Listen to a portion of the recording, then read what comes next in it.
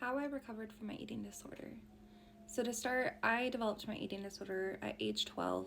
So, the first time I really went into recovery was when I was 15 and I was really struggling. My eating disorder was making me wish I wasn't alive anymore. And so I reached out to a teacher who then reached out to a school guidance counselor and navigated that conversation with my parents that, I needed to go into treatment. And so I ended up being hospitalized and then followed that up with partial hospitalization, outpatient treatment, and then continued with regular therapy sessions and psychiatry sessions from age 15 until 18. When I went off to college, I wasn't seeing a therapist or a psychiatrist, so this was probably my first mistake there. And my first couple of years, I was doing great. Honestly, I kind of forgot that I even had an eating disorder. I, felt like I was functioning very normally. And then my junior year, I had put on weight in college and I decided I wanted to lose weight in a healthy way. So I went on this diet and was very obsessed with health, doing it right. I knew I was predisposed to having the eating disorder, but I thought that I could do it right this time. Well, eventually, when I started losing the weight, it was very triggering for my eating disorder to lose more weight and fall back into other disordered habits. And eventually, I was full blown in my eating disorder again. So at that point in time, I already knew something was wrong. I had an eating disorder before. I reached out for help on the campus. They told me it was too severe. I'd have to go to this children's hospital. And so because I was still in my early 20s, so they were specialized in treating eating disorders there. And so then I ended up going there, and they kept on trying to look for a reason, to force me into hospitalization, but since I was an adult, they couldn't force me into hospitalization, and I didn't want to take time off of school.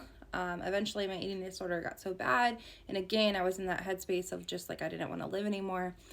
So I ended up having an attempt on my life and was hospitalized for that, and barely survived. And then they pretty much told me they weren't going to release me unless it was to a treatment center. So I ended up getting into this partial hospitalization program because there were no actual residential eating disorder facilities in the area. And so I went into that partial hospitalization program for a few months. They tried to set me up to residential, but insurance wouldn't cover it. And so I ended up being discharged, and within a couple of months was really struggling again, got into another treatment program in Utah and was there for a few months, stepped down to partial hospitalization in California. So that's how I ended up here. And then again, had that game of partial hospitalization, IOP, and then insurance cut. And then it was another couple of months before then I ended up in residential treatment again. And then partial hospitalization, IOP. And then this time, finally, I continued with, I had to go through a bunch of different therapists to find the right fit. They kept on trying to play with psychiatric meds for me, but when it came down to it, none of them were actually helping me. So I had to end up going off of them a couple years later due to side effects and the fact that, in order for me to feel anything, they would have to continually up them because my body would just adjust and then I'd feel worse. And so, that was part of my story is not being,